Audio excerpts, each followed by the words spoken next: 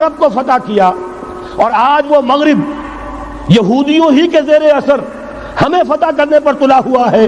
آج نوٹ کیجئے، جس طرح 3 اطراف سے یہودیوں نے حملہ کیا یورپ پر، میں اس کا تذکرہ کر چکا ہوں، آج ہم پر بھی اسی طرح کا 3 pronged اٹیک ہے۔ نمبر 1، ایٹمی دانت نہ نکلنے پائیں اس قوم کے، رول بیک کرانے کے لیے خاموش ڈپلومیسی، اس کے ہتھ کنڈے، کہیں ان میں طاقت نہ ہو جائے، کہیں یہ چیلنج کرنے کی پوزیشن میں نہ آ جائیں، اپنے پاس ایٹمک ہتھیاروں کے انبار ہوں، لیکن کسی مسلمان ملک کے پاس آ گیا تو وہ اسلامک بوم بن جائے گا۔ اگر وہ اسرائیل کے پاس ہے کوئی حرج نہیں، لیکن پاکستان کے پاس کسی صورت میں ہتھیار نہیں ہونا چاہیے۔ کمزور رکھو، ہمارے دستے نگر رہے، ہماری ہی مرضی پر، ہمارے چشم ابرو کے اشارے پر حرکت کریں۔ نمبر 2، اباحیت، بے حیائی، عریانی، فحاشی، اس کا سیلاب اور سب سے بڑھ کر خاندانی نظام کو برباد کرنے کے لیے یہ بہبود آبادی کا پروگرام۔ اور دیکھیے جادو وہ جو سر چڑھ کر بولے، مسلمانوں کے ہاتھوں کرا رہے ہیں۔ قاہرہ میں کانفرنس کرائی ہے ایک مسلمان ملک میں، اور یہ کہ اس کو آرگنائز کرنے والی ایک پاکستانی مسلمان عورت۔ یہ ہے در حقیقت کہ وہ لوگ اگر کرنا بھی چاہتے ہیں تو اس کا الزام بھی براہ راست اپنے اوپر نہیں، بلکہ یہ کہ خود کوئی مسلمان ہو جو یہ کام کرے۔ اب جو سیلاب آئے گا، جس کے لیے مدد بھی دی جا رہی ہے، اس سے ہمارے سارے بندے حیا ٹوٹ کر رہ جائیں گے، خاندانی نظام درم برم ہو کر رہ جائے گا۔ جو ابھی تک اللہ کا شکر ہے کہ ہمارے ملک کے اندر انٹیکٹ ہے کچھ اوپر کا طبقہ جو بالکل ہی مغربی تہذیب میں رنگا گیا ہے، ورنہ ہمارے ہاں خاندان کا نظام ابھی انٹیکٹ ہے۔ لیکن یہ کہ یہ سیلاب بھی بڑی شدت سے آ رہا ہے، یہ چیزیں بیک وقت کیوں ہو رہی ہیں؟ اور تیسرا اور سب سے زیادہ سٹل وار، سب سے زیادہ یوں سمجھیے کہ جو لطیف، جو کہ ایک طرح کا احسان جتایا جا رہا ہے، ڈالروں کی اب یلغار۔ اب یہاں پر امریکی سرمایہ، ڈالر چاہے مشرق سے آئے چاہے مغرب سے آئے، وہ یہودیوں کا اعلی کار ہے۔ آپ نے اگر $1 نوٹ کا اگر کبھی نقشہ دیکھا ہو، اس کے اوپر جو سگنیا بنا ہوا ہے، جو نشان ہے، وہ کیا ہے؟ پیرامڈ، احرام مصر۔ یہ کن کے لیے اہمیت رکھتے ہیں؟ ہزارہا یہودیوں کا خون اور ان کی ہڈیاں ان پیرامڈز کے تلے دبی ہوئی۔ جب یہ احرام بنائے گئے تھے، یہ یہودی وہاں غلامی کے دور میں تھے، بیگار ان سے لی جا رہی تھی، بڑے بڑے پتھر جب گرتے تھے تو پسنے والے یہودی ہوتے تھے۔ یہ ان کی اپنی جیسے ہولوکاسٹ، جیسے انہوں نے اس کو اپنا سمبل بنایا ہوا ہے، اسی طریقے سے پیرامڈ، مصر کا پیرامڈ، یہ گویا کہ ان کے اس زوال کا ایک نشان ہے۔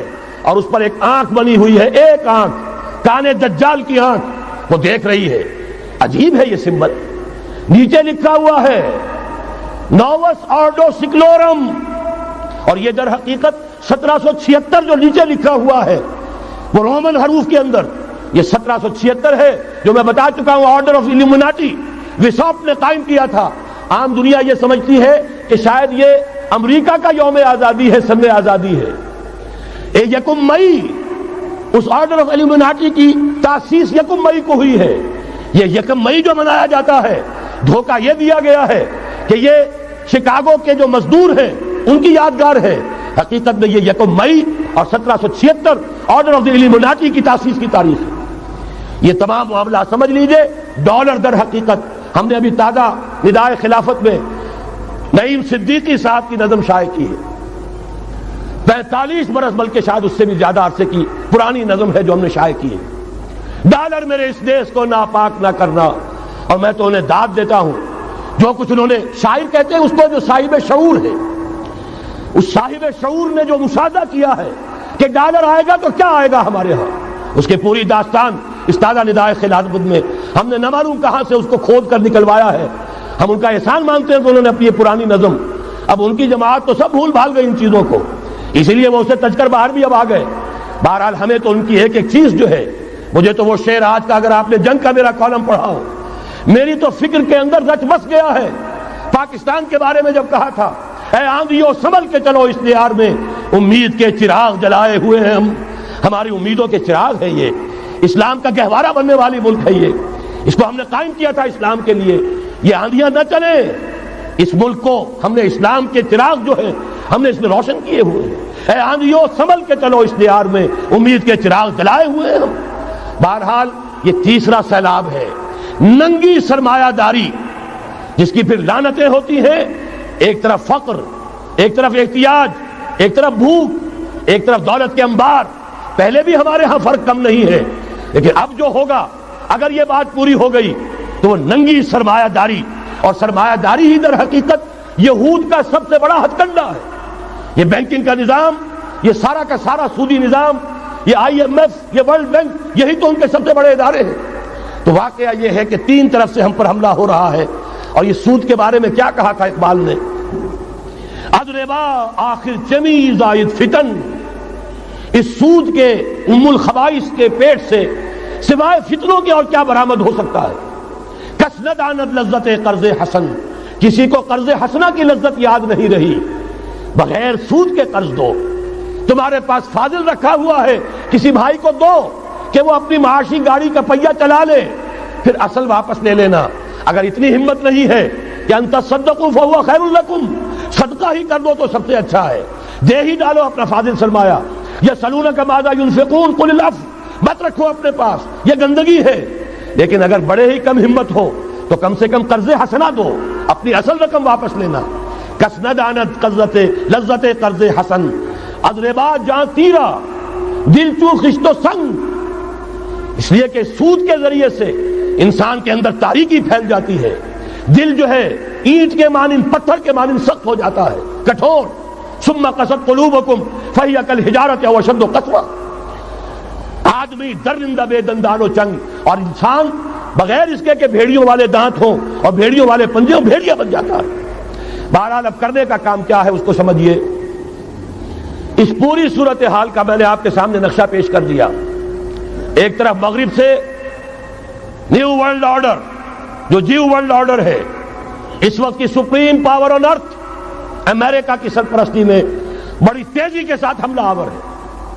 دوسری طرف وَمَكَرُوا وَمَكَرَ اللَّهُ وَاللَّهُ خَيْرُ الْمَاكِرِينَ, اللہ کو پامردی مومن پہ بھروسہ, ابلیس کو یورپ کی مشینوں کا سہارا.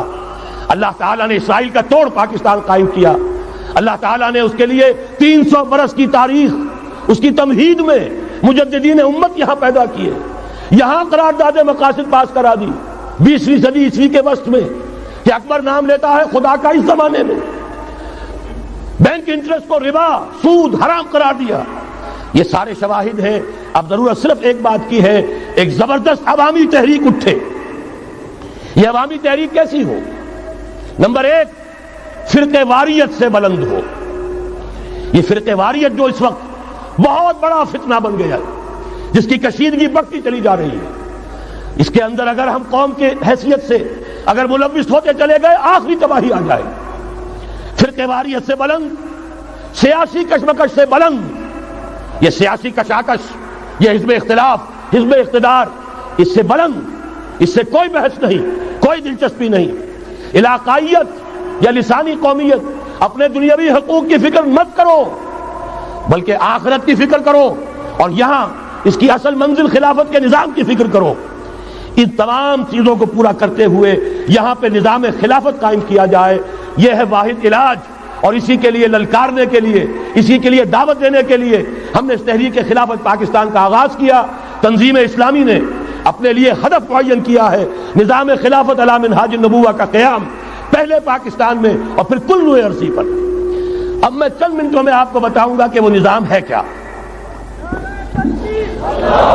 دیکھیے, اس موضوع پر میں پاکستان کے تقریباً تمام بڑے شہروں میں اکثر جگہ 3 دن 2 گھنٹے کی تقریر کر چکا ہوں.